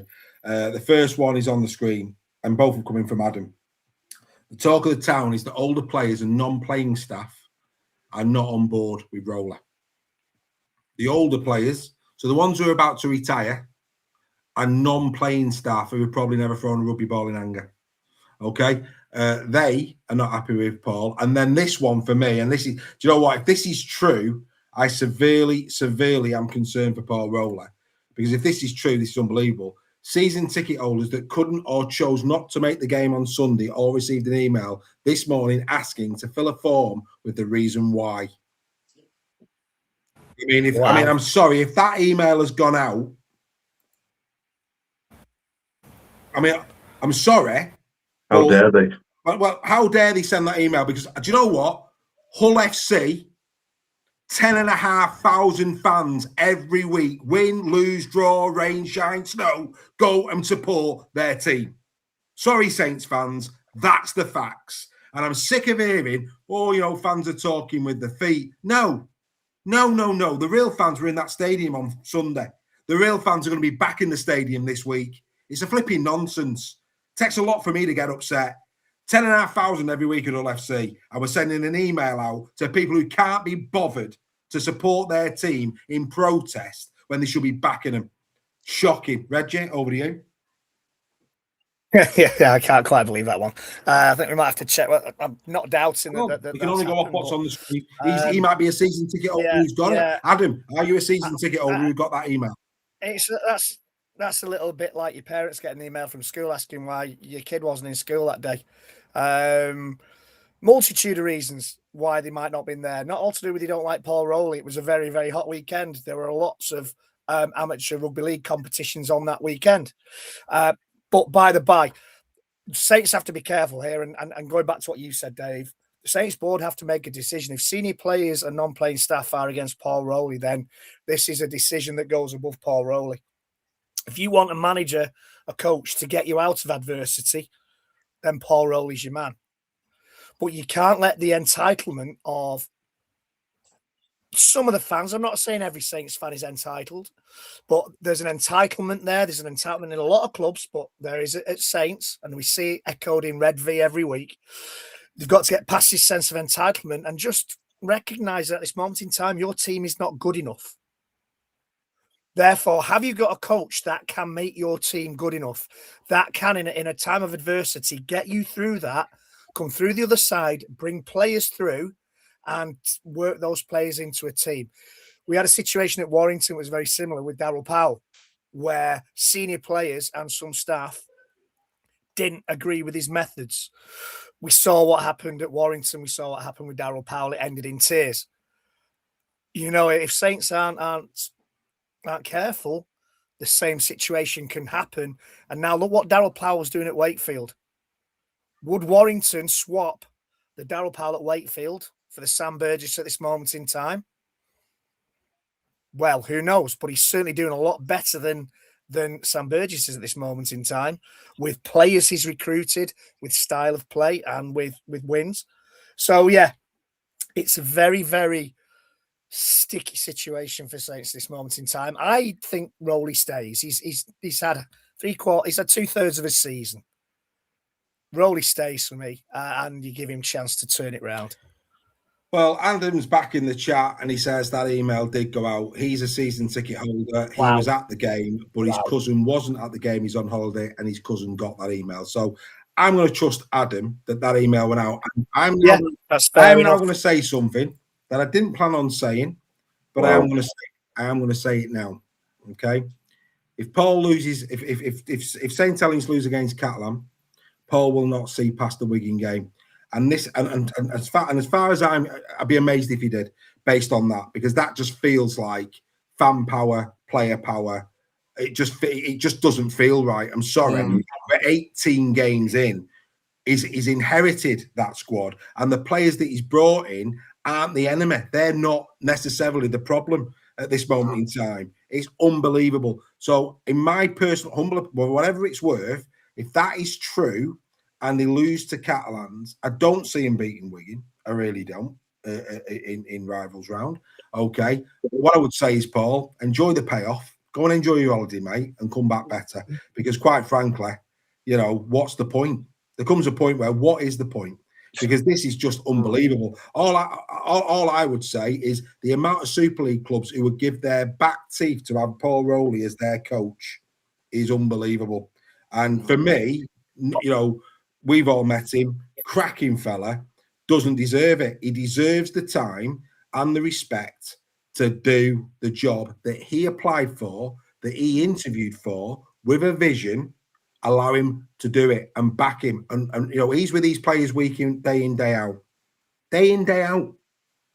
You've got, it's unbelievable. I can't believe it.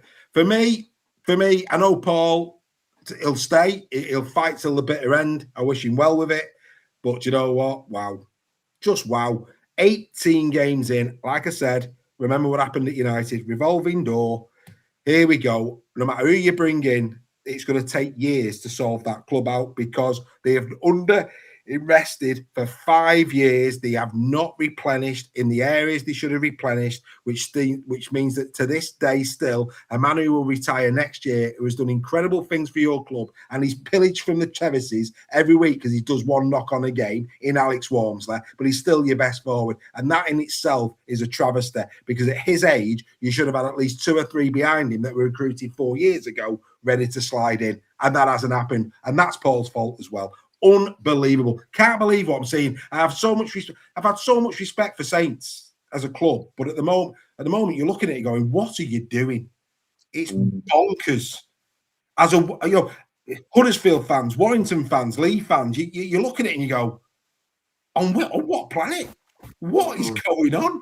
Do you think they took the bat and ball home because he applied for the England job? No, nothing to do. Well, that's it. He had the credibility to apply for an England job. Nobody said at the start of the season when he got the kids playing so well that they were in the top 6 that Paul Rowley wasn't good enough for an England job. Nobody said that was a silly application. Nobody. And now all of a sudden, the stars have come back.